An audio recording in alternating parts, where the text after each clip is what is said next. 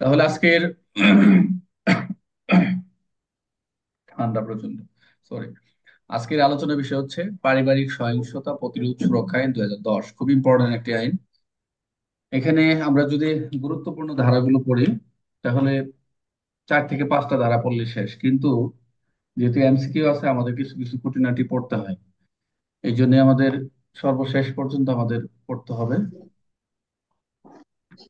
সর্বশেষ পর্যন্ত যদি আমরা পড়তে যাই তাও 37-38টা আইন, এখানে সবগুলো না, যেগুলো বলবো এমসিকিউ, কিছু কিছু রিটেনের আছে, একটু দেখা লাগবে এটা আমরা। তাহলে পারিবারিক সহিংসতা প্রতিরোধ ও সুরক্ষা, আমরা এই পারিবারিক সহিংসতা ও প্রতিরোধ সুরক্ষা আইন 2010। ইমরান, শোনা যাচ্ছে ইমরান? শুনতে পাচ্ছ?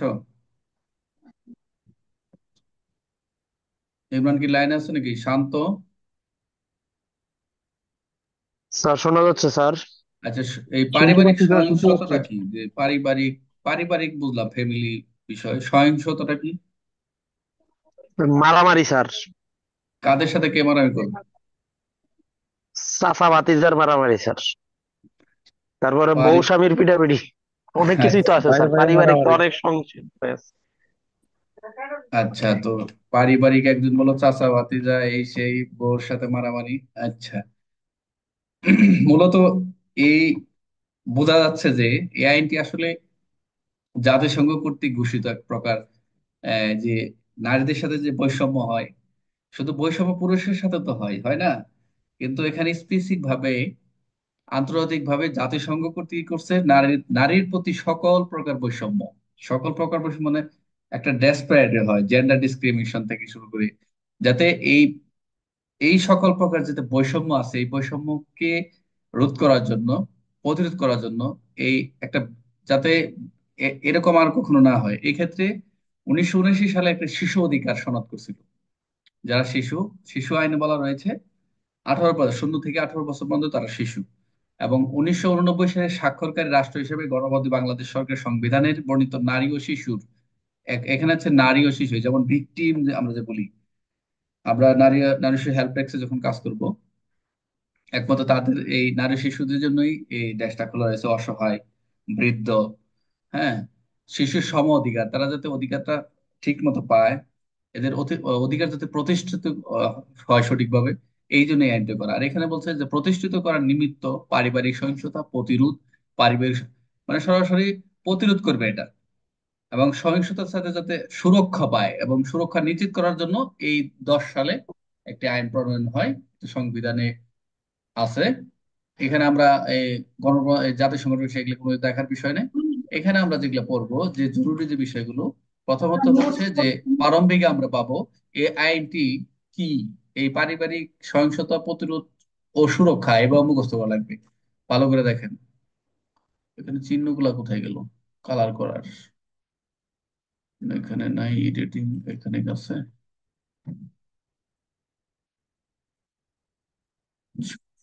এখানে দেখছি। আচ্ছা, তাহলে আমরা এই আইনটা হচ্ছে পারিবারিক সহিংসতা, ভালো করে মুখস্থ করবেন এইটুক শুধু, যে পারিবারিক সহিংসতা প্রতিরোধ ও সুরক্ষা 2010। এটাই, অনেকে শুধু পারিবারিক সহিংসতা লিখবে না, মার কাটতে পারে। আপনি যখন লিখবেন কোন আইন, তখন পারিবারিক সহিংসতা প্রতিরোধ ও সুরক্ষা আইন 2010 নামে অব্যবহৃত হবে। আচ্ছা, এখানে সরকার গেজেট এটা দরকার নাই, জাস্ট আমাদের এইটুক দরকার, যে এই আইন কত সালে প্রতিষ্ঠিত, কার্যকর হয়, প্রবর্তন হয়, শিরোনামটা হচ্ছে এইটা। আর এখানে কি আছে আর দরকার নাই, আমরা দুইয়ে যাব। একে হচ্ছে সংক্ষিপ্ত শিরোনাম, আমরা এখন দুই, এই দুয়ে আমাদের একটু কার্যক্রম, ভেরি ভেরি ইম্পর্টেন্ট, সংজ্ঞা আছে, একটু দেখতে হবে। কিছু কিছু সংজ্ঞা আছে, একটু ভালো করে দেখেন। দেখেন, এখানে এই দুয়ে হচ্ছে সংজ্ঞা। কি কি সংজ্ঞা রয়েছে? মনোযোগ দেন। বিষয় বা প্রসঙ্গে পরিপন্থী কিছু না থাকলে এনে এই কথাগুলো লেখা দরকার নাই, যে বিষয় বা প্রসঙ্গে, এই যে বিষয়, এগুলো আমরা সাক্ষ্য এনে, এই বিষয় কাকে বলে এগুলো আমরা জানবো, এগুলো এখন দরকার নেই। বাট এখানে একটা শব্দ বলছে অন্তর্বর্তীকালীন, অন্তর্বর্তীকালীন সুরক্ষা আদেশ, এটা অর্থ 13 ধারা আমরা যখন পাবো, জাস্ট এখানে এইখানে ধারাটা মুখস্থ করা দরকার নাই। দুইয়ের একে বলছে অন্তর্বর্তীকালীন সুরক্ষা আদেশ, ওখানে যে আমরা 13 ধারার অধীনে আমরা কি কি অন্তর্বর্তীকালে কি কি সুরক্ষাটা পাবে ওখানে আদেশটা দেওয়া আছে, ওইটা যা বলবো। জাস্ট এখানে দুই একটা সংজ্ঞা বলা আছে। অংশীদারি বাসগৃহ, এটা ভেরি ইম্পর্টেন্ট, এটা খুব ইম্পর্টেন্ট। যদি একটু কষ্ট, এই আইনটা আসলে একটু কঠিন হলেও পড়তে হবে, কারণ হচ্ছে আমরা সবসময় থানায় কাজ করবো, প্র্যাকটিক্যাল অনেক কিছু পাবো। এই জন্য আপনাদের নারীদের সুরক্ষা নিশ্চিত করার জন্য এটা আপনার দায় দায়িত্ব। অনেক জায়গায় যাবেন, আপনি যখন অন ডিউটি থাকবেন, 999 ফোন পাবেন, ফোন পায় আপনি যাবেন ওখানে, যে 999 ফোন দিয়েছে, স্বামী স্ত্রীকে পিটাচ্ছে অথবা সে মায়ের বাসা থেকে বের হয়ে চলে গেছে, এই ক্ষেত্রে আপনার কি করণীয়? তো ওখানে গিয়ে আপনি সেবাটা দিবেন। পুলিশের কিছু কাজ আছে, পুলিশের কিছু দায়িত্ব কর্তব্য এখানে আছে। এখন অংশীদারি বাসগৃহটা আমরা এখানে কি বুঝি? এখানে শুরুতেই বলছে যে দুইয়েতে বলছে যে অংশীদারি বাসগৃহটা হচ্ছে এমন বাসগৃহ, অর্থাৎ যে কোনো বাসগৃহতে বলছে যেখানে কি থাকবে, যেখানে সংক্ষুব্ধ ব্যক্তি বসবাস করেন,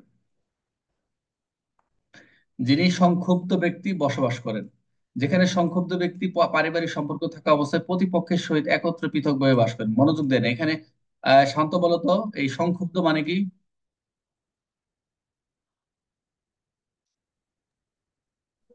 স্যার বুঝি নাই স্যার, সংক্ষুব্ধ। মানে আমরা তো ভিকটিম বুঝি, হুম। এটাই বলছে। আর সঠিক। এখানে যদি প্রতিপক্ষ যদি না, অনেক সময় আমরা সংক্ষুব্ধ বুঝে যে ক্ষুব্ধ তোমার প্রতি, এরকম বোঝা যাচ্ছে না? অর্থাৎ তুমি অংশীদারি বাসগৃহটা এমন একটি বাসগৃহ যেখানে সংক্ষুব্ধ ব্যক্তি বসবাস করেন, যেখানে সংক্ষুব্ধ ব্যক্তি পারিবারিক সম্পর্ক থাকা অবস্থায় প্রতিপক্ষের সহিত একত্রে পৃথক, মানে অর্থাৎ তোমার তোমার স্ত্রীকে নিয়ে তোমার বাবা মার সাথে বাস করতেছো। এখন তোমার ওয়াইফ যদি সে সংক্ষুব্ধ হয়, তোমার প্রতি সংক্ষুব্ধ হয়, তুমি তোমার আচরণ, যদি তুমি তোমার ওয়াইফের খারাপ আচরণ করো, শারীরিক, মানসিক, দৈহিক, যে কোনো একটা হতে পারে, এই ক্ষেত্রে প্রতিপক্ষ হচ্ছে তোমরা, যে তোমাদের সাথে সে পৃথকভাবে বাস করছে অথবা একত্র বাস করছে, এই কথাটা বলছে। প্রথম হচ্ছে তারা বসবাস করেন, পরের তে বলছে যে প্রতিপক্ষের সহিত একত্রে বসবাস অথবা পৃথকভাবে বসবাস। আরেকটা বলছে যাহাতে সম্মত ব্যক্তি এবং প্রতিপক্ষ এর যে কোনো একজনের উভয়ই মালিকানা সত্ত্ব ছিল, অথবা উহাদের যে কোনো একজনই অথবা উভয় যৌথভাবে ভাড়া নিয়েছিল। এই একটা জিনিস দেখো, এইখানে একটু বোঝার আছে। এখন তুমি যাদের, যেখানে বাসাটা নিয়ে আসো, যে ভাড়াটা অথবা তোমার ওয়াইফ তো নিজের টাকাতে কিনছে, অথবা ভাড়া নিয়ে আসে, অথবা উভয় যৌথভাবে কন্ট্রাক্টে বা এটা যে আমরা দুজনে মিলে ফ্ল্যাটটা নেই। অনেক ক্ষেত্রে দেখা যায় ফ্ল্যাট নিয়ে ঝামেলা, স্ত্রীদের সাথে ঝামেলা হয়, স্বামী কিনে দেয় আর বউকে ও কিনে দেয়, ডকুমেন্টস করে দেয়, বিভিন্ন ধরনের কথাবার্তা থাকে। এইসব বিষয় মানে এগুলা, এরা প্রবলেম এরাজ হলেই, এই সমস্যা যখন উদ্ভব হয়, তখনই কিন্তু তাদের ভিতরে কি হয়, তারা তখন ভিকটিম হয় বা সংক্ষুব্ধ হয়ে যায়। যাতে সংক্ষুব্ধ ব্যক্তি বা প্রতিপক্ষের যে কোনো একজনের উভয়ের যে কোনো ধরনের অধিকার, ওই আগের কথাটাই সামনে আসলো আবার। আগেটা হচ্ছে মালিকানা সত্ত্ব বা ছিল বা উভয়ের ছিল বা যৌথ ভাড়া ছিল, এখনো বলছে যে ওই যে বাসাটা বা যে কোনো উভয়ের, উভয়ের অধিকার ছিল, মালিকানা ছিল বা সত্ত্ব বা ন্যায়পরায়ণ অধিকার রয়েছে বা ছিল, এই যে একই কথা আবার ঘুরাইছে আর কি। এগুলো হলো এমসিকিউ, ঘুরাবে অথবা রিটেন প্রশ্ন দাও। অংশীদারি বাসগৃহ বলতে কি বুঝো, বা এই আইনের পারিবারিক সহিংসতা প্রতিরোধ সুরক্ষা আইনে অংশীদারি বাসগৃহ বলতে কি বোঝায় বা কি বোঝানো হয়েছে? লাস্ট, ওমো, যাহাতে পরিবারের সদস্যের সংক্ষুব্ধ ব্যক্তি এবং প্রতিপক্ষ যে কোনো প্রকার একজন বা উভয়ের যে কোনো ধরনের অধিকার, মালিকানা সত্ত্ব, ন্যায়পরায়ণ অধিকার। অর্থাৎ এখানে যা তিনটা পড়ছো, এই খ, এই গ, ঘ, এই উন্মত তাই করছে যে সংক্ষুব্ধ ব্যক্তি প্রতিপক্ষের যে কোনো একজন, এটা আবার সংক্ষুব্ধ ব্যক্তি যিনি আছে, এটা হয়তো বা কারো প্রতিপক্ষের যে কোনো একজনের উভয়ের অধিকার আছে। এখন তোমার বউয়ের যে, বউ যেটা দখল করে আছে, দেখা গেছে তার ওইটা তো প্রতিপক্ষ মালিকানা আছে, মানে বলতেছে আমরা পাবো কিছু অংশ, আমাদের বাবা মা ঠকাইছে, এই নিয়ে তাদের ভিতরে ক্লেশ। এটাও হতে পারে, মালিকানা নিয়ে হতে পারে, সত্য ন্যায়পরায়ণ অধিকার রয়েছে বা ছিল। এটা কিন্তু ডাইরেক্ট বলে নাই যে এটা তারা পাবেই, এরকম যা ছিল বা অধিকার রয়েছে বা আছে, মালিকানা সত্য ন্যায়পরায়ণ, এই ধরনের কথা। এইটুক মিনিমাম 5 বার পড়বেন এবং ইয়ে লিখবেন, খাতায় লিখবেন। এগুলো এখন ভালো করে একটু পড়লে ভিতরে যা যাবো, খালি খালি রিডিং পড়ে গেলে আর কিছু লাগবে না, খুবই ইম্পর্টেন্ট এই অংশীদার ব্যাস বিষয়টা। আর অন্তর্বর্তী গেলে এগুলো লাগবে না, এগুলো আমরা সামনে ধারা পড়লে হবে। তাহলে 2-এর 2 হচ্ছে অংশীদারি বাসগৃহ। শান্ত, বলেন তো, অংশীদারি বাসগৃহ তাহলে কি বুঝলেন এখানে? স্যার, যৌথভাবে বসবাস করা, যৌথ এটা ফ্যামিলি বা এটা যৌথভাবে একটা, বসবাস করতে, আচ্ছা দাঁড়ান, যৌথভাবে বসবাস করতে যে মানে এ, সমস্যার যে সৃষ্টি হয় এগুলা কারণে যে মানে মামলাটা আর কি। এগুলোর কারণে সাহায্য নিতে আসে নারী এবং আচ্ছা, শিশু ডেস্কে। আমি যেখানে শঙ্খদ্বৈত বাস করেন এটা একটা ইজি বুঝলাম, এটা বুঝলাম। আচ্ছা, আর কি হতে পারে? সংযুক্ত ব্যক্তি পারিবারিক সম্পর্ক আছে দুজনের, উভয় পক্ষের সম্পর্ক ঠিক আছে। এই পারিবারিক সম্পর্ক থাকা অবস্থায় প্রতিপক্ষের সাথে বসবাস, এটা একটা। প্রথম হচ্ছে তারা আহ, একত্রে বাস করে, মনে করো কিন্তু তারা আবার দেখা যাচ্ছে সম্পর্ক আছে কিন্তু তারা আলাদা বাস করে। আর জাল সংযুক্ত, ননদ, জাল ননদের সংঘর্ষ স্যার। শোনো, সংযুক্ত ব্যক্তি বসবাস করে তারা ঠিক আছে, এক বসবাস বা বাসবাস হয়ে গেছে না, বসবাস। আচ্ছা, পারিবারিক সম্পর্ক আছে তাদের ভিতরে কিন্তু প্রতিপক্ষের সাথে একত্র বা একত্র আছে অথবা পৃথকভাবে বসবাস করে। আচ্ছা, 3 নাম্বার, এটা লাগবে তোমাদের। এই যে সংযুক্ত ব্যক্তি এবং প্রতিপক্ষ, এই সংযুক্ত প্রতিপক্ষ তাদের মালিকানা ছিল, এটা একটা, এটা একটা নাও। আর কি নিতে পারো?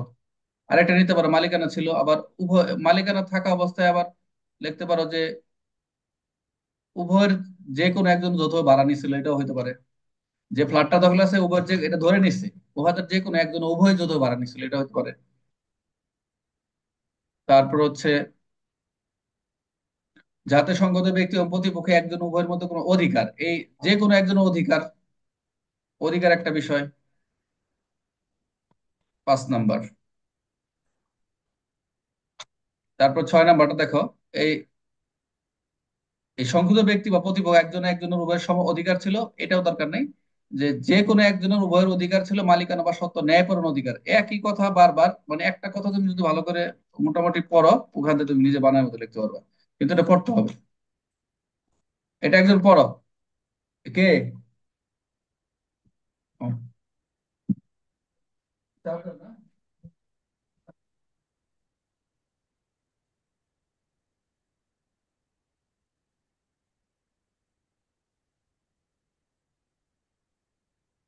এই শান্ত, বলো কি লেখছে এখানে, বলো পয়েন্ট গুলো বলো।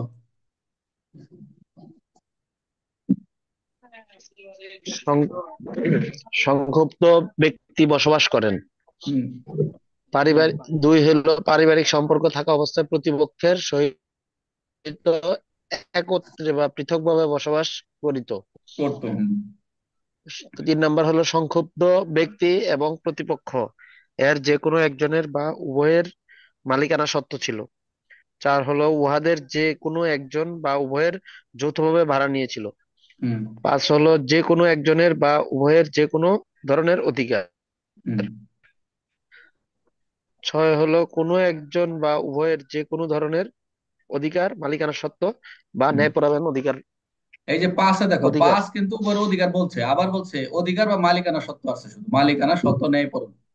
জাস্ট তুমি যদি একটু রিডিং গুলো ভালো করে পড়ে আসো তো হয়ে যাবে। এটা একটু আসলে একটু কঠিন, কিন্তু পড়তে হবে আমাদের। এটা এটা হলো তোমাদের রিটার্নের জন্য সংজ্ঞাটা পড়তে হবে।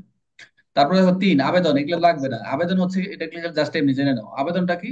যিনি সংক্ষুব্ধ হবেন, সংক্ষুব্ধ ব্যক্তি, এটা তার থানায় যে মামলা করবেন, মামলা করবেন এটা কোর্টে, যে সে আইন আশ্রয় নেওয়ার জন্য সে আদালতে দাখিল করবেন, আবেদন প্রতিকার লাভের জন্য আদালতে দাখিল করবে যে এই ঘটনা আমাদের হয়েছে, আমাদের এই আমি সংক্ষুব্ধ, আমার এই এই নিয়ে সময় এটা দেওয়া নেই। তো এখানে সে আবেদনের কথা বলছে যে আবেদনটা বোঝাবে প্রতিকার লাভের জন্য কোথায় দাখিল করবে, আদালতে, শুধু এমসিকিউ। অর্থাৎ প্রতিকার লাভের জন্য সংক্ষুব্ধ ব্যক্তি কে, এই সংক্ষুব্ধ ব্যক্তি মনে রাখো প্রতিকার লাভের জন্য আদালতে দাখিল করবে এটুকু।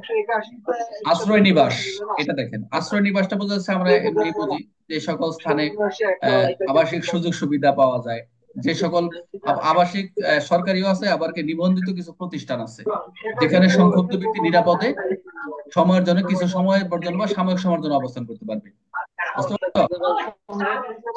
মানে আশ্রয় নিবাসটা হচ্ছে সরকারি বেসরকারি যাই হোক, সুযোগ সুবিধা নেওয়ার জন্য কি করবে, নিবন্ধিত কোনো প্রতিষ্ঠানে, সেখানে সংগত ব্যক্তি নিরাপদে, মানে যিনি ব্যক্তি যদি তার বাড়িতে বাইরে পাঠায় দেয়, যেমন victim centre, victim support centre আমাদের, বুঝতে পারছো তো? যেমন ভিকটিম সাপোর্ট সেন্টার, এটা মনে রাখতে পারো, আশ্রয় আপনার নিবাস। কথা কিছু শোনা যাচ্ছে না, ফাইটিং করছে কেন স্যার?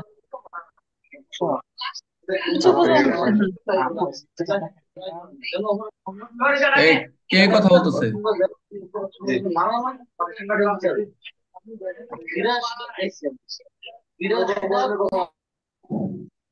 এখন ঠিক আছে? হ্যাঁ, এখন ক্লিয়ার। এই কে এতক্ষণ কি ওখানে বলছেন দৌড় কিছু দৌড় শোনা যায়নি। বাজাতেছে মানে বোকার মতো? হ্যাঁ, কিছু বুঝতেই পারিনি কথা। আচ্ছা, আমি আরেকবার একটু দেখাচ্ছি এখানে, রিপিট নিচ্ছি। সেটা হচ্ছে আবেদন হচ্ছে যিনি সংক্ষুব্ধ আবেদন করবেন সংক্ষুব্ধ ব্যক্তি, এবং এই আইনের অধীনে প্রতিকার লাভের জন্য আদালতে দাখিল করবেন যে আমি আমার স্বামী দ্বারা, আমি আমার প্রতিপক্ষের দ্বারা ক্ষতিগ্রস্ত হয়েছি, সংক্ষুব্ধ হয়েছি, এবং আমাকে এই ক্ষতিটা করেছে, আমাদের বাড়িটা দখল করে ফেলছে, এই ধরনের আমার যা স্বর্ণটন্য ছিল বা যা ছিল সব রেখে দিছে, কেড়ে রেখে দিছে, এরকম কিছু।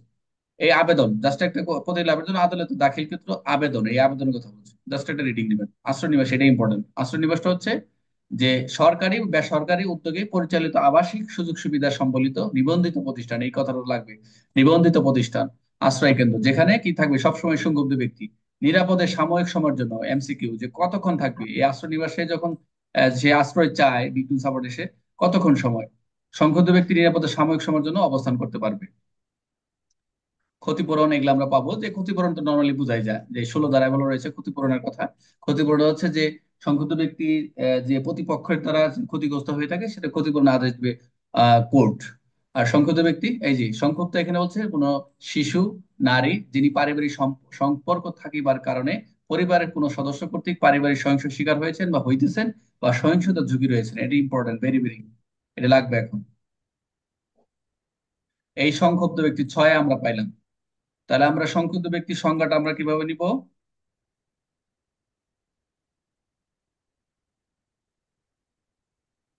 সংক্ষুব্ধ ব্যক্তি সংজ্ঞা, তাহলে আমরা অর্থ কোন শিশু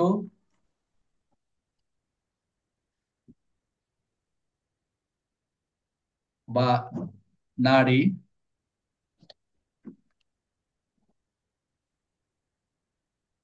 কি থাকবে, যিনি পারিবারিক সম্পর্ক সম্পর্ক থাকিবার কারণে পরিবারের পরিবারের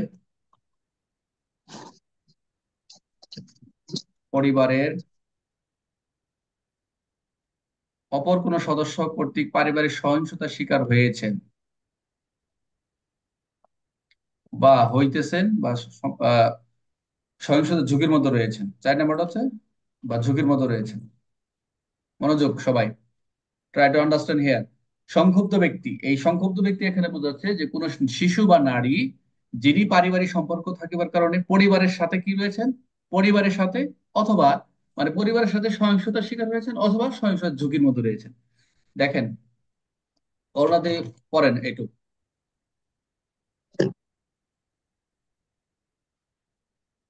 সংক্ষুব্ধ ব্যক্তি কোন শিশু বা নারী যিনি পারিবারিক সম্পর্ক থাকিবার কারণে পরিবারের হ্যাঁ, এই অন্য পরিবারের হচ্ছে সহিংসতার শিকার হয়েছেন, এটা এটা নেন পরিবারের, হ্যাঁ বলেন, হ্যাঁ। পরিবারের সঙ্গে সহিংসতার শিকার হয়েছেন, অপর কোন সদস্য কর্তৃক পারিবারিক সহিংসতার শিকার হইয়াছেন, তার মানে হচ্ছে হইতেছেন এগুলা বা বা আপনি সহিংসতার ঝুঁকির এগুলা মধ্যে লিখতে পারেন, রইলেন। লিখতে পারেন বা শিকার হয়েছেন, বা এগুলো হচ্ছে বা এরকম, এরকম হ্যাঁ, কিছু, হ্যাঁ। ঠিক আছে। এই বা এই যে কোনো নারী বা শিশু, এটা তো বললে এটা দরকার নেই, নারী বা শিশু এটা দরকার নেই।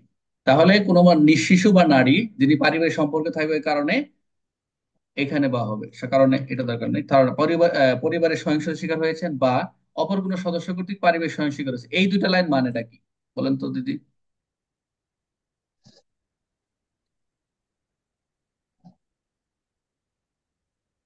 পরিবারের যাদের সাথে বসবাস করে তাদের মধ্য থেকে কারোর সাথে, মানে যার সাথে সংযুক্ত হয়েছে, এখন আমরা একটা তো যৌথ ঝামেলাটা পরিবার সৃষ্টি বুঝি, হয়েছে। হ্যাঁ যৌথ পরিবারে দেখা যায় অনেকেই থাকে, দাদা দাদি সবাই এক এক থাকে সবাই।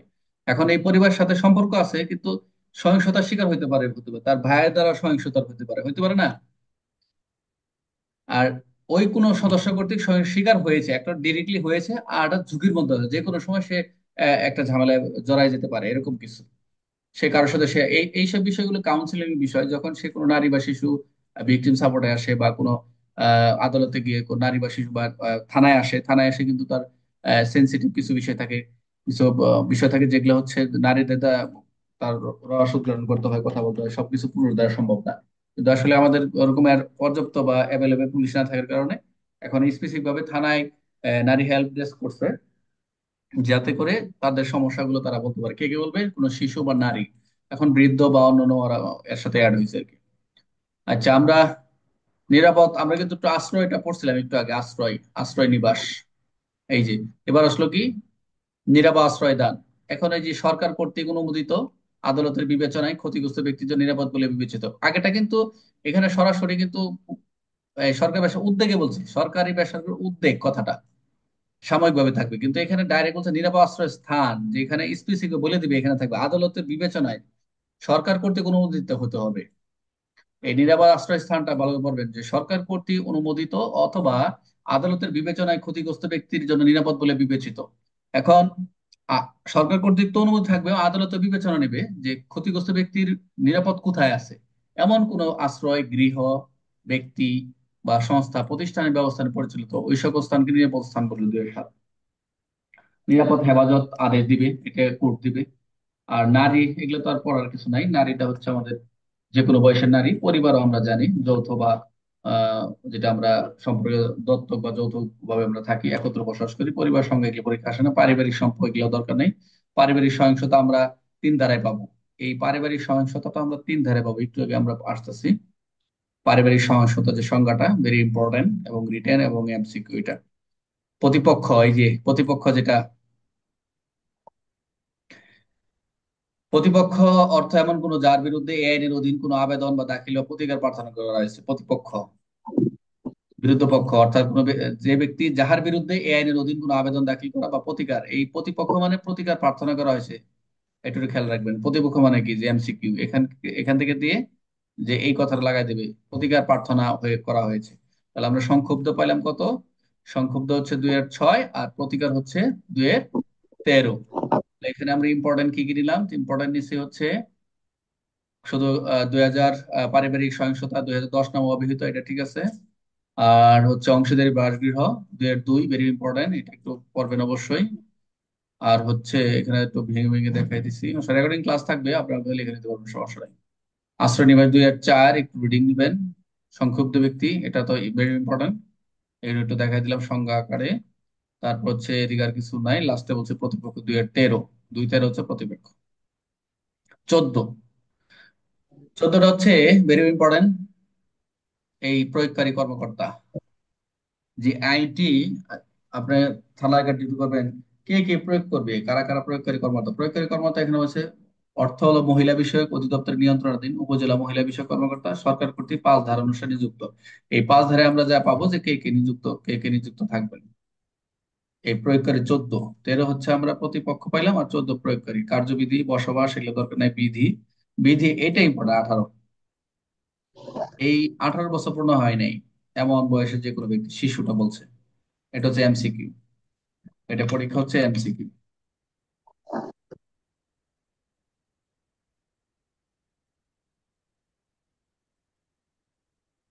দ্বিতীয় অধ্যায়ে আমরা যেটা পড়বো, ভেরি ভেরি ইম্পর্টেন্ট, তখন যেটা বকবক করতেছিলাম,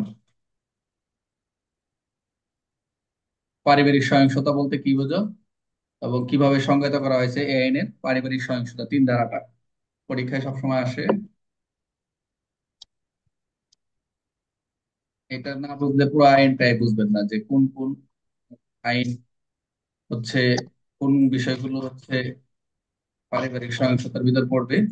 এই বিষয়টা জানা খুব জরুরি, এবং সবাই কয়েকবার লিখবেন পরীক্ষা দিয়ে আপনার খাতায়, এটা পড়ায় সময় চলে যাবে। এটা না বুঝলে তো বুঝবেন না কোনটা। কঠিন হলেও, যে আইন কঠিন ওইটা একটু বেশি পড়তে হয়, অধ্যায় অধ্যায় ভাগ করা তো।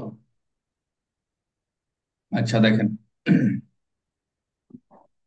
পারিবারিক সহিংসতা 2য় অধ্যায় 3 ধারাটা, পারিবারিক সহিংসতা 3 ধারা, এখানে ডাইরেক্ট বলছে যে এ আইনের উদ্দেশ্যে এগুলো কথা, এত কথা দরকার নেই এখানে, আপনি এগুলো এভাবে লেখা দরকার নেই। আপনি লিখবেন পারিবারিক সহিংসতা বলতে পারিবারিক সম্পর্ক রয়েছে এমন কোন ব্যক্তি কর্তৃক পরিবারের অপর কোন নারী বা শিশু সদস্য উপর শারীরিক, এই যে আমরা উপরে যা পড়ে আসলাম যে পারিবারিক সহিংসতা কাদের সাথে হবে, মানে পারিবারিক সম্পর্ক রয়েছে এমন কোন ব্যক্তি কর্তৃক যে পরিবারের কোন নারী বা শিশু সদস্যের উপর কি করবে, শারীরিক নির্যাতন, মানসিক নির্যাতন, যৌন নির্যাতন অথবা আর্থিক ক্ষতিকে বোঝাবে। 4টা ভেরি ইম্পর্টেন্ট, ভালো করে বোঝেন। এইটা যদি এখানে একটু খেয়াল করেন দেখে যাবে, শারীরিক আমরা যেটি ফিজিক্যাল অ্যাসল্ট, মানসিক মেন্টাল মেন্টাল অ্যাসল্ট, যৌন নির্যাতন এটা হচ্ছে এটা একটা অ্যাসল্ট, আর্থিক ক্ষতিকে বোঝাবে। এবং আর্থিক ক্ষতি যেটা হচ্ছে, যেটা বললাম, তার যে সম্পদ রয়েছে, ফ্ল্যাট, জমি জমা, অথবা তার স্বর্ণ অলংকার রয়েছে, এগুলো যদি তারা রেখে দেয়, অথবা কোথাও তার স্বামী কোথাও কোনো ঝামেলা করে, বা ওখান থেকে তাকে ঘর থেকে বের করে দেয় কোনো কিছু না নিয়ে, এগুলো আর্থিক ক্ষতি বোঝাবে। আচ্ছা, এখন আমরা আসি এই শারীরিকটা কি। আমরা বললাম ফিজিক্যাল অ্যাসল্ট। আমরা শারীরিকটা বুঝি, ধরে একজন বললো যে পরিবারে মারামারি, একজন বললো, কে যদি শান্ত বললো, তাহলে এই শারীরিকটা কিন্তু এরকম মারামারির বিষয়ই, কিন্তু এখানে একটু দেখেন, এখানে আর একটু কি বিষয়গুলো বলা রয়েছে। এখানে আছে মারামারির কথা আছে, কিন্তু আইনের ভাষাটা, বল প্রয়োগের কথা বলা আছে। যে শারীরিক হচ্ছে এমন কোন কাজ যা আচরণ করা, যা সংক্ষুব্ধ ব্যক্তির জীবন, এই যে যিনি সংক্ষুব্ধ হবেন তার জীবন, তার স্বাস্থ্য, তার নিরাপত্তা, বলছে তার কি লাইফ, তার হেলথ, তার সিকিউরিটি, শরীরের কোনো অঙ্গ প্রত্যঙ্গ, অর্থাৎ বডিলি কোনো অঙ্গ যদি কোনো ক্ষতিগ্রস্ত হয়, অথবা ক্ষতিগ্রস্ত হওয়ার সম্ভাবনা থাকে, এবং সংক্ষুব্ধ ব্যক্তিকে অপরাধমূলক কাজ করতে বাধ্য করা হয়, এবং যে সংক্ষুব্ধ ব্যক্তি, যে ভিকটিমকে এমন একটা কাজ করতে বাধ্য করা হয়, এমন একটা প্ররোচনা দিচ্ছে যেটা বল প্রয়োগ করে তাকে অন্তর্ভুক্ত হবে। অর্থাৎ তাকে এমন একটা কাজ করতে বাধ্য করা হচ্ছে যে তুই এটা কর, এতে বের হয়ে যায়, তোরা আজকে না করলে তোর মায়ের তোরা টানায় রাখবে, এরকম কোনো কিছু। তাহলে আমরা কি কি দেখলাম? শারীরিক দেখলাম, শারীরিক নির্যাতন দেখলাম, যে সংক্ষুব্ধ ব্যক্তির জীবন, স্বাস্থ্য, নিরাপত্তা, শরীরের কোনো অঙ্গ অঙ্গ ক্ষতিগ্রস্ত হয়, ক্ষতিগ্রস্ত সম্ভাবনা থাকে, এবং সংক্ষুব্ধ ব্যক্তি অপরাধমূলক কাজ করতে বাধ্য করা হয়, প্ররোচনা প্রদান করা অথবা বল প্রয়োগ ইহার অন্তর্ভুক্ত হবে। এই ইয়ে বলো, শান্ত বলো তো, এটা শারীরিক নির্যাতন কি কি?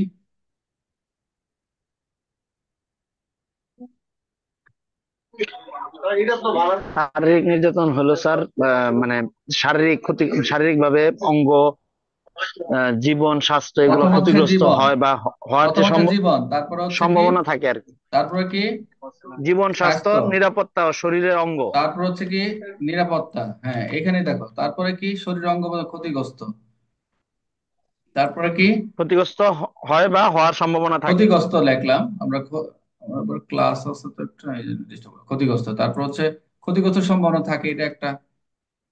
আর কি আছে? এবং বল অপরাধ বা বল প্রয়োগ কাজ বাধ্য করা, ঠিক আছে, থাকে। নিজের মতো করে লিখবা, নিজের মতো পড়াশোনা করবা, খালি মুখস্থ করে যাবে তা না, নিজের টেকনিক অবলম্বন করা। আর কি, প্ররোচনা প্রদান করা, এটা একটা হতে পারে। আর কি হতে পারে? প্ররোচনা না, বল প্রয়োগ, ইহার বল প্রয়োগ, আরেকটা হচ্ছে বল প্রয়োগ বাধ্য করতে পারে যে কোনো কারণে। বাস, এই যে কথাগুলো বললাম, কি কি, যে এখানে যে বিষয়গুলো লিখলাম, এগুলি হচ্ছে তোমার ফিজিক্যাল অ্যাসল্ট, শারীরিক নির্যাতন। কি কি? জীবন, জীবনটা হচ্ছে তার খালি লাইফটা কি, ঠিক আছে, লাইফ। জীবনটা তো, জীবন না থাকলে তো বডির কোনো দাম আছে, লাইফটাই বলছে, পুরো স্বাস্থ্য, নিরাপত্তা, শরীর অঙ্গ প্রত্যঙ্গ ক্ষতি, যে কোনো শরীর অঙ্গ প্রত্যঙ্গ তাকে আঘাত করতে পারে বা সম্ভাবনা আছে।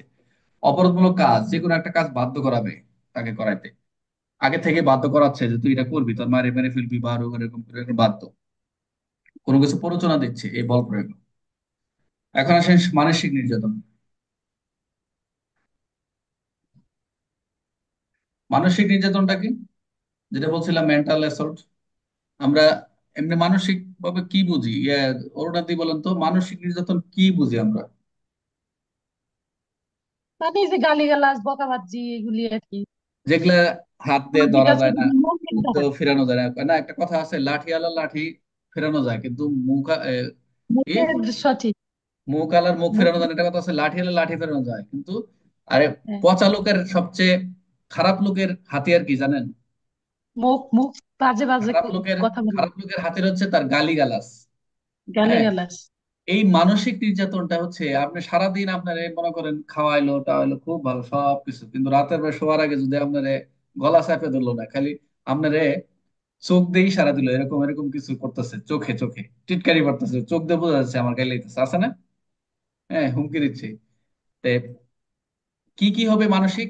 এই যে মৌখিক ভাবে নির্যাতন, অপমান, অবজ্ঞা, ভীতি প্রদর্শন, থ্রেট, উক্তি, এমন ভাবে উক্তি করা যার দ্বারা সংক্ষুব্ধ ব্যক্তি কি হয়, মানসিক ভাবে ক্ষতিগ্রস্ত হয়। এমন ভাবে মৌখিক ভাবে নির্যাতন করতেছেন, অপমান করতেছেন, অবজ্ঞা করতেছেন, ভীতি প্রদর্শন করতেছেন, এবং সেগুলোকে মানসিক ভাবে ক্ষতিগ্রস্ত হচ্ছেন। এখানে দুইটা তিনটা ক্ষেত্রে, একটা হচ্ছে হয়রানি হচ্ছেন আপনি নিজে, আর হচ্ছে ব্যক্তি স্বাধীনতা হস্তক্ষেপ, স্বাভাবিক চলাচল, যোগাযোগ, ব্যক্তি ইচ্ছা মতো মতামত প্রকাশ ও প্রস্তাব। মানে আপনার, আপনার আপনি যেভাবে চলাফেরা করার কথা, আপনি যেভাবে ডিউটি করার কথা, আপনি ডিউটি করেন, কিন্তু তো এটা আপনার স্বামী বা মেনে নিচ্ছে না। এই যে যোগাযোগ বা ব্যক্তিগত ইচ্ছা মতামতের প্রকাশ হস্তক্ষেপ করে, কারণ হচ্ছে আমরা চাকরি করে আমাদেরকে রাস্তায় বের হতেই হবে। এই স্বাধীনতা তার হরণ করার সুযোগ নেই বা বাধাগ্রস্ত বা হস্তক্ষেপ করার সুযোগ নেই, এটা তার বুঝতে হবে। এটাও যদি সে এরকম করে তাহলে বুঝতে হবে তার সাথে মানসিক নির্যাতন হচ্ছে। তাহলে আমরা শারীরিক এবং মানসিক নির্যাতনের কিন্তু পার্থক্য আকাশ পাতাল, ঠিক আছে? ক্লিয়ার? যতটুকু লিখবেন শুধু মুখে নির্যাতন, স্যার। অপমান, অবজ্ঞা, এগুলো এমসিকিউ আসতে পারে এবং রিটার্ন ইম্পর্টেন্ট। যৌন, যৌনটা এটা আমরা জানি অর্থ যৌন প্রকৃতি এমন আচরণ যার তার সঙ্গে ব্যক্তির সম্ভ্রম, সম্মান, এই সুনাম, এগুলো আমরা জানি। এগুলি সম্ভ্রম, সম্মান, সুনামের ক্ষতি হয়। এরকম যদি রেপুটেশন তার লাইফের এরকম সম্ভ্রম হানি ঘটে, আমরা এরকম থানায় আমরা যেহেতু যাব, থানায় যেহেতু কাজ করব, আমরা বিভিন্ন নারী শিশু সংক্রান্ত ধর্ষণের মামলা, শ্লীলতাহানি, আমরা এইসব অনেক মামলা পাবো। এবং এই পর্নোগ্রাফি আইনও আমরা পড়বো। পর্নোগ্রাফি তো অনেক এই সম্ভ্রম, সম্মান, সুনামের অনেক ক্ষতি হয়, এগুলো আমরা দেখবো। এগুলো যৌন নির্যাতন। তো এই তিনটা শব্দ একটু মনে রাখবেন: সম্ভ্রম, সম্ভ্রম, সম্মান, সুনাম। আর্থিক, এখন এই আর্থিক পড়তে যায় জীবন শেষ। এই পরীক্ষা, এই আইনের এই ছাত্ররা যখন এই অংশীদারি বাসগৃহ পড়ে, আর যখন এই এখানে এসে যখন আবার দেখে যে আর্থিক ক্ষতিটা কি, তখন আর ছাত্ররা এই আইন পড়তে চায় না, তো এ আর ভালো লাগে না। বুঝতে পারছেন সবাই? সবাই মনোযোগ দেন। আমার কথাটা বুঝতে পারছেন যে যখন আমরা এই আইনটা পড়তে যাই, নর্মালি এই দুইটা যখন শো করে সামনে আসে তখন আর কোথায় একদম মানে বোরিং লাগে। আর এই দুইটা একটু যদি এড়িয়ে মানে আমরা একটু ভালো করে পড়ে যেতে পারি, সামনে শুধু খালি আমরা দৌড়াবো আর কোনো কিছু না, ওগুলো জাস্ট হেডলাইন, কিছু কিছু আছে আমরা খালি এমসিকিউ গুলো পড়ে চলে যাবো। এটা এটা আমরা আর্থিক ক্ষতিটা নর্মালি আমরা একটু বুঝে নেই। আমরা এতটা পড়বো না, এটা আমরা একটু একটু প্রতিদিন পড়বো। আজকে আমরা আর্থিক ক্ষতিটা বুঝতেছি, যেটা আমরা এমনি তো নর্মালি বুঝি যে আর্থিক ক্ষতিটা কি। আর্থিক ক্ষতি তো বুঝতেছি, বা এমনি বাংলায় সোজা বাংলায় বুঝি তো যে আর্থিকটা কি। আমাদের ফাইন্যান্সিয়াল লস, যেটা বলি ফাইন্যান্সিয়াল লস, ফাইন্যান্সিয়াল তো বুঝি যে আমাদের আর্থিক সংশ্লিষ্ট যেসব বিষয় আমরা আমাদের এই যে আসবাবপত্র, জমি জমা, ফ্ল্যাট, আমাদের যা কিছু অন্তর্ভুক্ত, এই সব কিছু কি আসবে, নিত্য প্রয়োজনীয় জিনিসপত্র। এবং যে দেখা গেছে আমি একটা জমি কিনছি বা আমাদের এরকম ডকুমেন্ট কাগজপত্র, এই ধরনের যত কিছু আছে এগুলো ভোগ দখল করতে আমাকে দিচ্ছে না, এগুলো আমাকে অধিকার থেকে আমাকে বঞ্চিত করতেছে, এই সকল যা আছে, অর্থাৎ স্থাবর অস্থাবর সম্পত্তি যত কিছু আছে। ক্লিয়ার? আমরা এইটুকু আগে বুঝে নিই যে আর্থিক ক্ষতিতে এই আছে। এখন আমি যদি আজকে একটা বলবো শুধু, এই শরীয়টা পড়বো, প্রতিদিনই আমরা একটা একটা পড়বো পরীক্ষার এই পর্যন্ত শেষ না হবো, তাহলে আমাদের এটা ক্লিয়ার হবে আর্থিক ক্ষতিটা কি। কারণ পরীক্ষায় এই একবার পড়ালে এটা মনে থাকবে না। আর্থিক ক্ষতিটা হচ্ছে, মনোযোগ দেন, প্রথম বলছে আর্থিক ক্ষতি নিম্নবর্ণিত বিষয়সমূহ অন্তর্ভুক্ত হবে। কি কি কি? নিম্নবর্ণিত বিষয় না কয়টা? এখানে আছে প্রায় আমরা ছয়টা পাবো, পাঁচ ছয়টা পাবো। এর ভিতরে একটা বলছে আইন বা প্রথা। আইন আমরা বুঝি, প্রথাও বুঝি।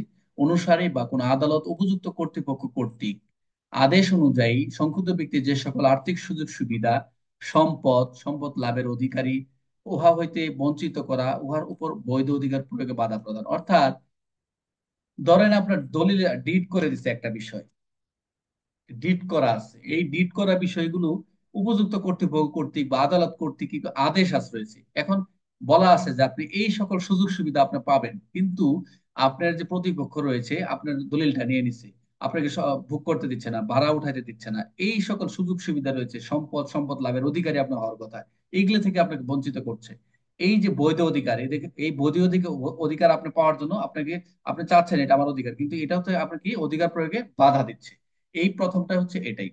আপনি সারাদিন রিডিং করবেন খালি নিজের মতো করে, এটা কি বোঝাচ্ছে বুঝবেন না, কিন্তু আমি যে এখন বুঝে বলে দিলাম যে আপনার যেটা সুযোগ সুবিধা থাকার কথা সেটা অধিকারী কিন্তু তা থেকে আপনি বঞ্চিত করছে, আর যেটার উপর আপনার বৈধ অধিকার রয়েছে সেটা হচ্ছে বাধা প্রদান করছে। এই হলো এক। কে কে বোঝেন নাই? আরেকবার বলেন স্যার। আচ্ছা, বিষয়টা আরো ক্লিয়ার করছি। আর্থিক ক্ষতির প্রথমটা হচ্ছে, মনে করেন আমি সোজা বাঙালি বোঝাই। আপনি আছেন কোথায় দিদি? ঢাকায় আছি, রাজারবাগ পুলিশ লাইন, আচ্ছা, বাসা তার নিয়ে আসছেন? অপোজিটে। বাসা নিয়ে হ্যাঁ, আছেন? বাসা নিয়ে আছি। শাহজাহানপুর থানার সামনে। আচ্ছা, শাহজাহানপুরে থানায় ধরেন আপনি একটা ফ্ল্যাট কিনছেন, যেই বাসায় আছে ওই ফ্ল্যাটটা আপনার। আপনি মিশন থেকে আসছেন, মিশন থেকে ধরেন আহ আল্লাহ রহমতে যত টাকা পাইছেন স্বামীর সাথে শেয়ার করে অথবা স্বামীর হেল্প ছাড়াই আপনি একটা ফ্ল্যাট নিছেন। ঠিক আছে, সেই ফ্ল্যাটে আপনি আছেন। ফ্ল্যাটটা নিতে গেলে কারো কাছ থেকে তো ফ্ল্যাটটা নিছেন, সেটা আইন অনুসারে নিছেন, একটা ডিড করে নিছেন, সেটা আদালত থেকে এফিডেভিট করে নিছেন, অথবা আদালত থেকে একটা এমন এফিডেভিট করে নিছেন যেটা আপনার সবকিছু যাতে পরবর্তী ভবিষ্যতে যাতে আপনার ঝামেলা কেউ না করতে পারে। কে ঝামেলা করবে? আপনার প্রতিপক্ষ। এখানে আপনার স্বামী আছে, আপনার স্বামীর বা ভাই বোন আছে, তারপরে তার শ্বশুর শাশুড়ি আছে, এরা কিন্তু বলতে পারে এই এই এই ফ্ল্যাটটা আমার, বলতে পারে না? হ্যাঁ, বলতে পারে। বলতেই পারে। এখন যার কাছে নিছেন বা যে ডেভেলপার কাছে নিছেন না কার কাছে নিছেন সেটা পরের বিষয়, কিন্তু আপনি যে প্রতিপক্ষ, যা এই আইনে বোঝাচ্ছে যে প্রতিপক্ষ যে যিনি আছেন, যে কোনো সময় পল্টি মারতে পারে জমি এটা আমি টাকা দিছি ও কিনছে। বাট আপনি এটা বলবেন না, যেহেতু ধরেন আপনি মিশন খেটে খেটে আসছেন, বা আপনি এটা আপনার একটা ওয়ে আছে যে আমার টাকা ছিল আমি এটা নিছি। এখন এটা বলতে পারে তার টাকা, ফ্ল্যাটের দাম হলো 40 লাখ, আমি আর এখন সে কিনছে হলো 80 লাখ টাকা, তার বাকি টাকা পাইলো, ওটা আলাদা বিষয়। বাট ওটা যখন আপনার এটা নিচের দিকে আছে ওই বিষয়টা, কিন্তু আপনি সরাসরি যখন আপনার নামে কিনলেন, কিন্তু এই দলিলটা, এই ফ্ল্যাটটা ব্যবহার করার অধিকার কার? আপনার না আপনার স্বামীর? আমারই তো হওয়ার কথা, যেহেতু আমি আচ্ছা, নিলাম আইন আমার টাকা অনুযায়ী দিয়ে, কিন্তু আপনার কথা হওয়ার বলতে কথা, গিয়ে যেহেতু বলছি। আপনি মালিক, ওনার, ল্যান্ড হুম, ওনার না, হুম, আপনার ফ্ল্যাট ওনার। কিন্তু যেহেতু হুম। তার, আপনি যদি তার, আপনার তার তার আপনার স্বামীর যদি তার বাবা মা থাকে বা অন্য কেউ থাকে, ওদেরকে নিয়ে আপনি বসবাস করছেন, রাইট? হ্যাঁ, হ্যাঁ, হ্যাঁ। আচ্ছা, এখন এই যে যে সুযোগ সুবিধা আপনি বসবাস করছেন, এখন আপনি যে আর্থিক যে সুযোগ সুবিধাটা আছে, দেখা গেছে একটা রুম ভাড়া দিচ্ছেন আপনি। এখন কোনো ইন দ্য মিন টাইম বা কোনো এক সময়, কিছু সময় বা কোনো একটা তাদের আপনার স্বামীর সাথে ঝামেলা হয়েছে, বা শাশ শ্বশুরের সাথে একটু ঝামেলা, বা আপনার একটু দেখতে পারে না। এখন ইদানিং দেখা যাচ্ছে আপনাকে ওই ফ্ল্যাটের টাকাটা এখন আপনি নিতে দেন না, আপনার স্বামী আপনার ওই টাকাটা পুরো পকেটে নেয়। এই যে সুযোগ সুবিধা, সম্পত্তি থেকে যে সুযোগ সুবিধা পাওয়ার কথা, এটা আপনার বঞ্চিত করতেছে। ক্লিয়ার? সঠিক। আচ্ছা, এক। আরেকটা বিষয় হচ্ছে, আপনি এখন যেহেতু টাকা দিচ্ছেন, আপনি টেকনিক্যালি হ্যান্ডেল করলেন যে এখন ওই রুমটা যেহেতু টাকা পাচ্ছি না, আমি আমার পরিবার থেকে কাউকে নিয়ে আসবো না, এই রুমটা আমি ভাড়া দিব না, যেহেতু আমি টাকাই পাচ্ছি না, এই রুমটা আমি এখন আহ, ওদেরকে তাড়িয়ে দিয়ে বা ওদেরকে বলবো যে আমরা এখন এই রুমটা আমি ব্যবহার করবো। কিন্তু আপনার স্বামী কি করলো? না, আপনাকে কি করলো? না, এই রুম তোমার থাকা লাগবে না, এই রুম এখন থেকে ভাড়ায় চলবে। এই যে আপনার বৈধ অধিকার, আপনি থাকতে, আপনার আপনার ফ্ল্যাটে আপনিই থাকতে পারবেন না, আপনার কি করলো? বাধা দিল। দিস ইজ, এই যে শরীয় যা এতক্ষণ যা বক বক করলাম, এই কথাটা এনে বুঝাইছে। ক্লিয়ার? সঠিক। এখন আইন হচ্ছে আপনি পড়বেন, প্র্যাকটিস করবেন, নিজে নিজে বেশি লিখতে হবে। এখানে যেগুলো পড়ালাম আমি আগাইলে মাথায় কিছু ধরবে না। একটু একটু আগান, আশা করি সামনে যে ক্লাসগুলো আছে, এই আইনটা অনেকের কঠিন মনে করে। কে কল দিল আবার? কেটে দিচ্ছে। আচ্ছা, এই আইনটি যদিও কঠিন, দেখা যাচ্ছে, আমি তো এখানে কই গেল, চলে গেল নাকি? আচ্ছা, আমরা একটু ধীরে ধীরে আগাই। মোটামুটি এই আইন অনেকেই কঠিন মনে করে, কিন্তু আমার কাছে সবচেয়ে এই আইনটি সহজ। এবং পরীক্ষা হলে এই আইন থেকে একটা প্রশ্ন আসছিল, এই 4 দ্বারাই রিটার্ন আসছিল, আমি সুন্দর করে লিখছিলাম। এটা আসলে এভাবে যে ক নামক ব্যক্তি অন ডিউটি থাকা অবস্থায় 999 এর মাধ্যমে সংবাদ পেলেন যে এখানে তার আহ, নারী শিশু বিষয়ে কোনো ঝামেলা হচ্ছে, তখন তার কি করতো, পুলিশ অফিসার তার কি সেবা দিবে, কি দায়িত্ব করতে হবে, তখন জাস্ট 4 দিয়ে এখানে 4-5টা পয়েন্ট আছে, একদম গেট গেট মেরে দিচ্ছে। এখন আপনার যদি মুখস্থ না, আপনাকে কোনো কিছু মুখস্থ করা যাবে না, আপনি নিজের মতো করে পড়তে হবে। নিজের মতো যদি না পড়ে যান, হলে যা দেখবেন সব আওলাই দিচ্ছে। এখন এই যে এই পড়াটা, আর্থিক ক্ষতিটা, যদি পরীক্ষা আসে, এমসিকিউ আসে, যে আসো, আপনি অন্তত নিজের মতো অন্তত শরীয়ত তো লিখতে পারবেন, যে স্টার্টিং তো এভাবে লিখতে পারবেন, আইন প্রথা অনুসারে আদালতের উপযুক্ত কর্তৃপক্ষ কর্তৃক, এটা এভাবে না লিখলে আদালত কর্তৃক আদেশ অনুযায়ী সংযুক্ত ব্যক্তি আমার যে অধিকার রয়েছে, যে আমি যে অধিকার লাভ করেছি তা থেকে আমার বঞ্চিত করছে, অথবা যে আমার বৈধ অধিকার তা থেকে বাধা প্রদান করে, একটু তো লেখা যাবে নাকি? আর যখন আপনি মুখস্থ করবেন তখন একবারে, এটা যখন করবেন নিচে আয়াত দেখবেন এটা কি, আবার জানিস একই। আচ্ছা, এখন আমরা একটু শরীয়তে যাই। এটা সহজ আছে, একটু নিয়ে নিই আমরা। শরীয়ত ক্লিয়ার সবার?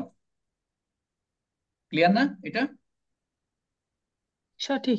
আচ্ছা, আমরা এখন সরায়াতে যাই, যে 2 নাম্বার কি বলছে। এটা হচ্ছে আমরা আমরা কিন্তু 3-এ আছি এখনো। 3-এর ভিতরে আমরা এই একটা এখনো সংজ্ঞা শেষ হয়নি। সংক্ষুব্ধ ব্যক্তিকে নিত্য ব্যবহার্য জিনিসপত্র প্রদান না করা। এই যে আপনাকে কি করলো, আপনার এতদিন আপনারটা খায়া পরে সবকিছু নিয়ে দলিল বলে সবকিছু রেখে আপনার গাড় ধরে বাড়ি থেকে বাইর করে দিছে, দিতে পারে না? এই যে আপনাকে নিত্য ব্যবহার্য জিনিসপত্র প্রদান না করে, আপনাকে প্রয়োজনীয় যা আছে এগুলো ব্যবহার করতে দেয় না, আপনার কত তুই ওই একটা থাল ব্যবহার করবি, তোরা কিছু দেওয়া হবে না, আছে না এরকম? এলাকার সমাজে আছে না? আমরা থানা ডিউটি করলে এরকম বাস্তব পাই। সংক্ষুব্ধ ব্যক্তিকে নিত্য ব্যবহার্য জিনিসপত্র প্রদান না করা। এখন আসেন আরেকটাও, ভালো লাগতেছে যদি এটা একটু শেষ করে দিই, যেহেতু কঠিনটা শেষ হয়ে গেছে। বিবাহের সময় প্রাপ্ত উপহার, এই যে আপনি বিবাহের সময় আপনি যা যা আপনার দিছিল, স্ত্রী ধন বা অন্য কোনো দান উপহার, প্রাপ্ত সম্পদ হইতে সংক্ষুব্ধ ব্যক্তিকে বঞ্চিত করে উপহার উপহার বৈধ অধিকার প্রয়োগ করা। দেখেন, আপনার বাপের বাড়ি থেকে যা যা নিয়ে আসছেন, স্ত্রী ধন জায় ধন বা আপনার সম্পত্তি পাইছেন, এখন আপনার সবই আপনার থেকে সব বঞ্চিত করে দিচ্ছে, যে তোর আর কিছু দেওয়া হবে না। তোর যে অধিকার আছে সব কোনো অধিকার, আপনার সম্পত্তি, বাপের বাড়ি থেকে সম্পত্তি পাইছেন, ওগুলা থেকে আপনি চাষবাস করে নিয়ে চলতেছেন, ওগুলোও এখন সে যাইতে পারে, সে নিজেই সে এইসব প্রয়োগ। শুধু স্বামী কেন, তার স্বামীর সাথে যারা সংশ্লিষ্ট যারা আছে তারাও কি এর সাথে জড়িত হতে পারে, প্ররোচনা দিতে পারে, যোগান দিতে পারে, যেটাই দিক। তাহলে আমরা একে পাইলাম হচ্ছে আইন অনুযায়ী বৈধ থাকলেও সেটা হবে না, তারপর নিত্য প্রয়োজনীয় জিনিসপত্র, তারপর হচ্ছে বিবাহের সময় প্রাপ্ত উপহার, খালি এইটুকু মনে রাখলে শুধু 3 নাম্বার, বিবাহের সময় প্রাপ্ত উপহার। কি বললে তো কলটা রিসিভ করি, একটু লাইনে থাকেন। এইটুকু পড়েন, এটা একজন পড়েন তো, দিদি পড়েন। আর্থিক ক্ষতি। আর্থিক এই, ক্ষতি হ্যাঁ, পড়েন, আমি একটা কল আইন নিচ্ছি। বা প্রথা অনুসারে হ্যাঁ, বা কোনো আদালত বা উপযুক্ত কর্তৃপক্ষ কর্তৃক প্রদত্ত আদেশ অনুযায়ী সংক্ষুব্ধ ব্যক্তি যে সকল আর্থিক সুযোগ সুবিধা সম্পদ বা সম্পত্তি লাভের অধিকার উহা হইতে তাকে বঞ্চিত করা এবং আমি, উহার উপর তার বৈধ হ্যালো, অধিকার প্রয়োগে হ্যালো, বাধা প্রদান করা। আমি একটু ক্লাসে আছে, যে ক্লাস, সংক্ষুব্ধ ব্যক্তিকে অনলাইনে নিত্য ক্লাসে আছে, আমি ব্যবহার্য ক্লাসটা শেষ জিনিসপত্র করে ফোন দিই। প্রদান না করা, বিবাহের সময় প্রাপ্ত উপহার বা স্ত্রীধন বা অন্য কোনো দান উপহার হিসেবে প্রাপ্ত কোনো সম্পদ হইতে সংক্ষুব্ধ ব্যক্তিকে বঞ্চিত করা বা উহার উপর তার বৈধ অধিকার প্রয়োগ থেকে বাধা প্রদান করা। আচ্ছা, তার মানে একে হচ্ছে আইন অনুসারে, 2 নম্বর হচ্ছে নিত্য পর্যায়ে ব্যবহার জিনিস, 3 নম্বর হচ্ছে কি স্ত্রী ধন, আপনি বিবাহের সময় যা যা নিয়ে আসছেন আপনার বাড়ি থেকে, এইটুক লেখলেই চলবে, ঠিক আছে? আমরা আগাবার একটু আরেকটু আছে, শেষ করে দেবো, শেষ করে দেই, এখন ভালো লাগতেছে মনে হয়। সংহত ব্যক্তির মালিকানাধীন, এখন আপনার যে মালিকানাধীন যেটা বললাম, স্থাবর অস্থাবর সম্পত্তি, এইটুক মনে রাখলে চলবে। অনুমতি ব্যতি রেখে হস্তান্তর করা, উহার উপর বৈধ অধিকার প্রয়োগ বাধা দেয়। ওই যে যেটা বললাম, আপনার যে সম্পত্তি আছে, আপনার মালিকানাধীন যা যা আছে স্থাবর অস্থাবর, অনুমতি ব্যতি রেখে হস্তান্তর করা। আপনার জানেনই নাই, আপনার অনুমতি ছাড়া আরেকজনের কাছে বেচে ফেলাইছে, বুঝতে পারছেন নি? তাহলে এইটা হচ্ছে সম্পত্তি হস্তান্তর, মালিকানাধীন যা যা আছে এগুলা বৈধ অধিকারে এই বাধা প্রদান, ওই কথাটা বারবার আছে, দেখেন এখানে আছে বৈধ অধিকার বাধা প্রদান, এখানে লিখছে বৈধ অধিকার বাধা প্রদান, এখানেও কিন্তু বৈধ অধিকারে বাধা প্রদান, তিনটার ভিতরে কিন্তু একটা লাইন যোগ করে দিচ্ছে, ঠিক আছে? সর্বশেষ, পারিবারিক সম্পর্কে থাকার কারণে যে সকল সম্পদ সুযোগ সুবিধা দিতে সংক্ষুব্ধ ব্যক্তির ব্যবহার বা ভোগ দখলের অধিকার রয়েছে উহাতে বঞ্চিত করা, উপর বৈধ অধিকার প্রয়োগ করা। এই যে উপরের কথাটা আবার একটু ঘুরায় পেঁচাই দিল, উপর থেকে এই কথাগুলো বারবার আমি একটু আগে রিপিট করছি, বাস্ট এগুলো একটু পাট পাট করে লিখছি। 1 নম্বর হচ্ছে আইন অনুসারে তার অধিকার, 2 নম্বর হচ্ছে নিত্য ব্যবহার্য জিনিস, 3 নম্বর হচ্ছে বিবাহ সময় যা জানিয়ে এলেন, তারপরে মালিকানাধীন যে সংস্থা বড় রয়েছে, তারপর সর্বশেষ পারিবারিক সম্পর্কের যে সকল সম্পদ সুযোগ সুবিধা। আপনার স্বামী স্ত্রীর সাথে পারিবারিক সম্পর্ক থাকলে সুযোগ সুবিধা থাকতে পারে না, ভোগ দখল অধিকার রয়েছে না আপনার। আপনার স্বামী এসে আপনার স্ত্রী এসে আপনার স্বামীর সব ব্যবহার করবেন না, বুঝতে পারছেন? এখন আপনার স্বামীর তো আপনার অধিকার রয়েছে, আর আপনার শ্বশুর শাশুড়ি যদি বাধা দেয় তাহলে কি চলবে? বৈধ অধিকার বাধা বাধা, এটাই বলছে, দিস ইজ, এইটাই। কে কে বুঝেন নাই এটা বলেন, আর বোঝানোর কিছু নাই এটাতে, কে বুঝেন নাই বলেন, মেয়েরা বেশি বোঝার কথা। আর আবার একটু বুঝে দিয়েন স্যার। কেডা এটা? স্যার আরিফ। আরে, কোন অপশনটা বোঝো নাই? স্যার লাস্টে যেটা পড়াইছিলেন ওটা স্যার। আচ্ছা, লাস্টেরটা হচ্ছে তোমার বউ, তোমার তোমার বিয়ে করছো তুমি? জি স্যার। আচ্ছা, তোমার বউর, তুমি যে বিয়ে করে নিয়ে এসো, কি তোমার বউরে তো বাসা নিয়ে আসছো, তো লিখে নিয়ে আসছো যে ভুগ কি ভরণ পোষণ সবই দেখবা, লেখা আছে না? জি স্যার। আচ্ছা, যে লেখা থাকে, এখন তোমার ওই ঘরে অন্য ঘরে একটা মেয়ে নিয়ে আসলা, তোমার পরিবারের যত পারিবারিক তোমার যে আত্মীয় স্বজন বলো, তোমার মা বাবা যা আছে, যাই কিছু যে সুযোগ সুবিধা ভোগ করে, বউ ভোগ করতে পারবে না? জি স্যার। এখন বাড়িতে যত জিনিসপত্র আছে বউরে নিয়ে এসে তো সুযোগ সুবিধা দেওয়ার জন্য নাকি? জি স্যার। এখন তোমার 5 কুর জমি আছে, এখন বউ পাবে না? হ্যাঁ, বউ স্যার আমি দিলে পাবে স্যার। আচ্ছা, তুমি দিলে যতটুকু পাওয়ার কথা, এজ এ আইন জি অনুযায়ী স্যার। যতটুকু পাওয়ার কথা, যতটুকু ভোগ দখল করার অধিকার রয়েছে সেইটুকু তাকে দিবা, এইটুকু বলছে। যে পারিবারিক সম্পর্কের কারণে যে সকল সম্পদ, পারিবারিক সম্পর্ক থাকলে যে সকল সম্পদ বা সুযোগ সুবিধা দিতে সংক্ষুব্ধ ব্যক্তির ব্যবহার, এই যে বলছে যিনি ভিকটিম তার যে এই ব্যক্তির ব্যবহার, ওই সকল সম্পত্তিতে ভোগ দখলের অধিকার রয়েছে, উহাতে তাকে বঞ্চিত করতেছো, বৈধ অধিকার থেকে প্রবাদ, বারবার এই কথাটাই দেখো, তাহার উপর উহার উপর বৈধ অধিকার, এই কথাটা সব জায়গায় আছে। এই কথাটা সব জায়গায় আছে, দেখো এটাও আছে, এই যে তাহার উহার উপর, এই যে বাধা বোধা, এই যে বৈধ অধিকার, এখানে বলছে তাহার উহার উপর বৈধ অধিকার। সব কিছুতেই এই কথাটা আছে, তোমরা এক কথা লিখে উপরে সব লিখে এই কথা লিখে দিবে। এই কথা বাদ দিলে তো লাইন থেকে একটু একটু। তাহলে আমরা এই আর্থিক ক্ষতি দেখলাম, ক্লিয়ার। এই সংজ্ঞাটা একটু ভালো করে পড়বেন, এখানে যে যে পড়ছি এগুলো একটু রিডিং নিবেন। আমরা কালকে থেকে ইনশাল্লাহ যে নেক্সট থেকে মোটামুটি 2-3 দিন পড়লে হয়ে যাবে এই আইনটা। দিদি আমরা আর আগাবো না, ওদিকে আগে বুঝবেন, আগে একটু পড়া হোক ভালো করে। ঠিক বুঝতে আছে। পারছেন? হ্যাঁ। আর কারো কোশ্চেন? কোথায় গেল, সব চলে গেল। ও, খালি কি আইফোন কে চালাচ্ছে? আইফোন আর এটা মনে হয় শান্ত, 4 জন মাত্র এখানে জয়েন দিচ্ছে। আচ্ছা, তাহলে আমরা আহ, যেগুলো পড়াইলাম আপনারা এআইনটি অবশ্যই, যদি বই না থাকে এই যে আমি দিয়ে দিচ্ছি ক্লাসে, আমি গ্রুপে দিয়ে দিচ্ছি, আর এগুলা শিটও দিয়ে দেবো, কোনো সমস্যা নাই। একটু প্রথম থেকে পড়তে থাকেন, একটু লেগে থাকেন ভাই, না না লেগে থাকলে হচ্ছে না, একটু ফাঁকি দিচ্ছেন মনে হচ্ছে। আর যে যে পর্যন্ত পড়াইছে এই পর্যন্ত এমসিকিউ তৈরি করবেন, প্রশ্ন তৈরি করবেন, পরে গ্রুপে দিবেন। দিদি কি সময় পাচ্ছে না নাকি?